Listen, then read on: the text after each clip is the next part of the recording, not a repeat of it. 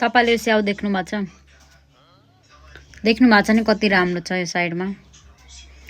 अनि यो साइडमा हेर्नु न यस्तो छ, खोक्रो छ नि भित्र हैन, हल्का नराम्रो पाइन्छ। त्यसैले तपाईले मान्छे छान्दाखेरि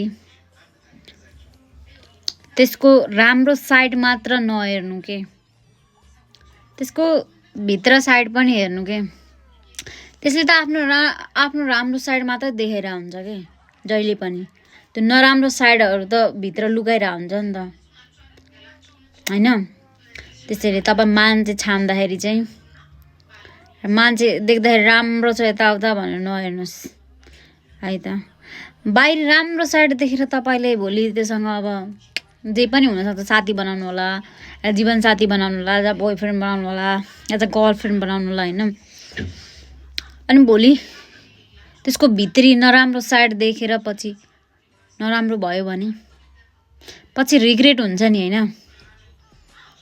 त्यसैले एकदम सोच विचार गरेर अघि बढ्नु होला है त। Bye bye.